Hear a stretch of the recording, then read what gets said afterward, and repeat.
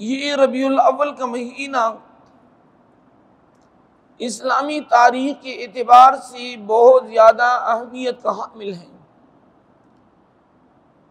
چونکہ اسلامی مہینے بھی 12 مہینے ہیں اور انگریزی مہینے وہ بھی 12 ہیں، لیکن اللہ رب العزت نے ولادت مصطفیٰ صلی اللہ علیہ وسلم کا انتخاب فرمایا، وہ ربیع الاول کے مہینے کا فرمایا،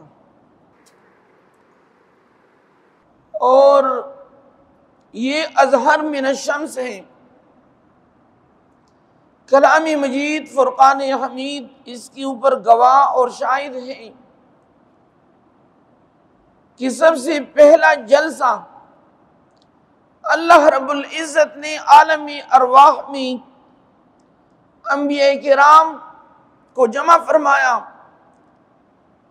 اور حضور علیہ الصلوۃ والسلام کی ولادت کی جو فضیلت ہیں، ان کی جو خبریں ہیں، حضور علیہ الصلوۃ والسلام کی عظمت کی تقریر اللہ تبارک و تعالیٰ نے عالم ارواح میں فرمائی، اور کلام مجید فرقان حمید سورۃ آل عمران میں ہے، وَإِذْ أَخَذَ اللَّهُ مِيثَاقَ النَّبِيِّينَ، اے میرے محبوب یاد کرو وہ وقت کہ اللہ تبارک و تعالیٰ نے انبیاء کرام سے وعدہ لیا، پکا وعدہ، لما آتیتکم من کتاب و حکمت، اللہ تبارک و تعالیٰ نے فرمایا انبیاء کرام سے عالم ارواح میں کہ اے انبیاء، میں نے تمہیں نبوت سے سرفراز فرمایا، آدم علیہ السلام سے لے کر عیسیٰ علیہ السلام تک 1,24,000 کم و بیش انبیاء کرام کو جمع فرمایا عالم ارواح میں۔ عالم ارواح کا مطلب یہ ہے کہ جہاں پہ روح جمع ہوتے ہیں، روحوں کی عالم کی عالمی دنیا ہے، اس میں انسان رہتے ہیں،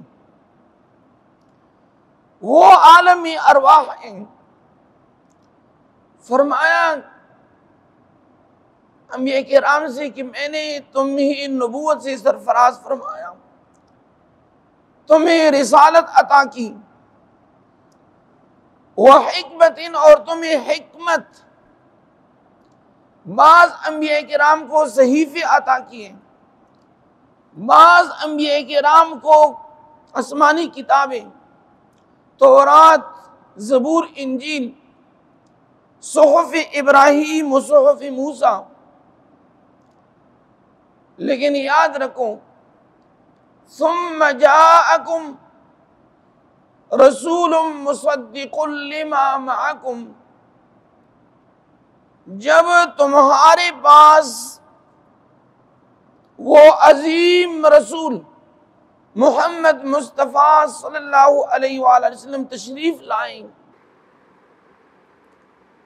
لَتُؤْمِنُنَّ بِهِ وَلَتَنْصُرُنَّ، فرمایا کہ تمام انبیاء کرام نے محمد مصطفیٰ صلی اللہ علیہ وآلہ وسلم کی نبوت کے اوپر ایمان لانا ہے۔ نبی علیہ السلام، نبی آخر زمان محمد مصطفیٰ صلی اللہ علیہ وسلم کی رسالت کے اوپر ایمان لانا ہے، وَلَتُؤْمِنُنَّ بِهِ، اور محمد مصطفیٰ صلی اللہ علیہ وسلم کی مدد کرنی ہے، اور اس کے اوپر اللہ تبارک و تعالیٰ نے انبیاء کرام سے وعدہ لیا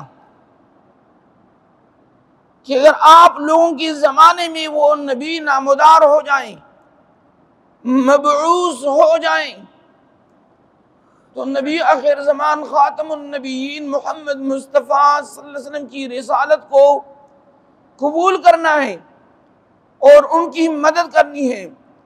سب نے وعدے کو قبول کر لیا، پھر بعض انبیاء کرام کو بعض کے اوپر گواہ بنایا۔ اللہ نے آخر میں فرمایا کہ میں بھی اس عالمی روحانی وجدانی محفل کا میں بھی گواہ ہوں۔ اب دیکھیے سامعین سے وقار، یہ وہ عظیم جلسہ تھا حضور علیہ السلام کی تشریف آوری سے قبل تمام انبیاء کرام کو اور ان کی ارواح کو جمع فرمایا، اور مفسرین کرام نے لکھا ہے کہ یہ وعدہ کب مکمل ہوا تھا؟ معراج شریف کی رات، جب احمد مصطفیٰ صلی اللہ علیہ وسلم خانہ کعبہ سے براق کے اوپر سوار ہو کر مسجد اقصی بیت المقدس پہنچ گئی،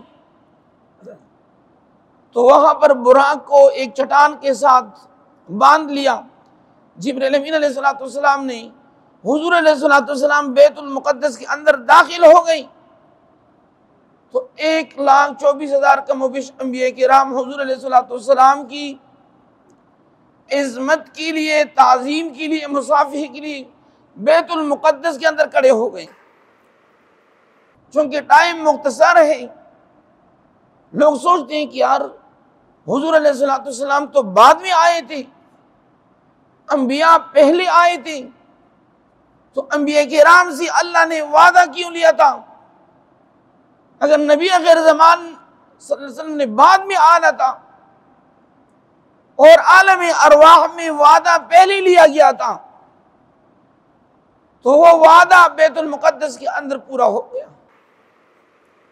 لیکن اس آیت کریمہ میں جو بنیادی چیز ہے وہ یہ ہے کہ اللہ نے محفل میلاد مصطفیٰ صلی اللہ علیہ وسلم کے جلسے کا انعقاد فرمایا۔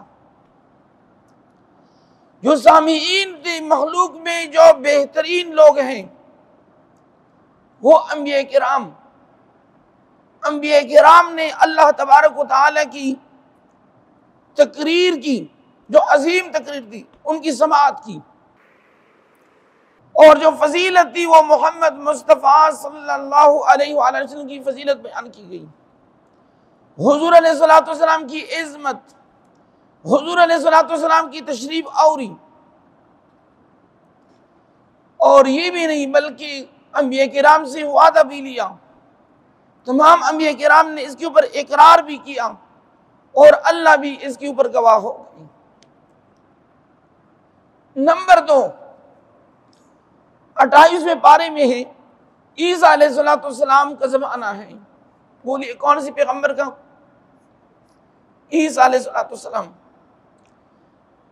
وَإِذْ قَالَ عِيسَى ابْنُ مَرْيَمَ يَا بَنِي إِسْرَائِيلَ إِنِّي رَسُولُ اللَّهِ إِلَيْكُمْ مُصَدِّقًا لِمَا بَيْنَ يَدَيَّ مِنَ التَّوْرَاةِ وَمُبَشِّرًا بِرَسُولٍ يَأْتِي مِن بَعْدِي اسْمُهُ أَحْمَدُ فَلَمَّا جَاءَهُم بِالْبَيِّنَاتِ قَالُوا هَذَا سِحْرٌ مُبِينٌ۔ اب حضور علیہ السلام کی تشریف آوری سے 570 سال پہلے، کتنے سال پہلے؟ عیسیٰ علیہ السلام اپنی قوم کو خطاب کر رہے ہیں، اور اس خطاب کو اللہ نے اور اللہ کے فرشتوں نے نوٹ فرمایا، اور اس تقریر کو، خطاب کو اللہ نے کلام مجید، فرقان حمید، لوح محفوظ کی تختی کے اوپر بھی محفوظ فرمایا۔ عیسیٰ علیہ السلام تقریر کر رہے قوم کو، اور ان کا جو عنوان ہے، ٹاپک ہے، ولادت بسعادت سیدنا محمد مصطفیٰ صلی اللہ علیہ وسلم۔ وَإِذْ قَالَ عِيسَى ابْنُ مَرْيَمَ، اللہ رب العزت فرماتے ہیں کہ عیسیٰ علیہ السلام نے فرمایا، یا بنی اسرائیل، اے بنی اسرائیل، بنی اسرائیل کو خطاب فرما رہے تھے، انی رسول اللہ الیکم، بنی اسرائیل سے فرمایا کہ میں اللہ کا رسول ہوں، مصدقا لما بین یدی من التوراۃ، میں تصدیق کرتا ہوں تورات کی۔ اللہ نے انجیل کو کس کے اوپر نازل کیا تھا؟ بولیے، عیسیٰ علیہ السلام کو۔ اور تورات کو کون سی پیغمبر؟ موسیٰ علیہ السلام۔ اور زبور کو حضرت داؤد علیہ السلام کے اوپر نازل کیا تھا۔ عیسیٰ علیہ السلام نے فرمایا کہ میں اللہ کا رسول ہوں، اللہ نے مجھے انجیل عطا کی ہے، لیکن میں پہلی کتاب کی بھی تصدیق کرتا ہوں کہ تورات تھا، اللہ نے موسیٰ کے اوپر نازل کیا تھا۔ بنی اسرائیل سے کیا کہ خبردار ومبشراً، اے بنی اسرائیل میں تمہیں بشارت دیتا ہوں۔ تمام بنی اسرائیل متوجہ ہو گئے کہ یہ کون سی بشارت ہے کہ اللہ کی نبی سٹیج کے اوپر تشریف فرما ہے، اپنی نبوت کی بھی تصدیق کر رہے ہیں کہ میں اللہ کا رسول ہوں، تورات کی بھی تصدیق فرما رہے ہیں، انجیل کی بھی، اور اس کے بعد بنی اسرائیل کو بشارت دے کہ میں تمہیں ایک عظیم خوشخبری دیتا ہوں۔ جب عظیم خوشخبری کا خطیب کہتے ہیں لوگ متوجہ ہوتے ہیں۔ فرمایا وَمُبَشِّرًا بِرَسُولٍ، میں تمہیں عظیم خوشخبری دیتا ہوں عظیم پیغمبر کی۔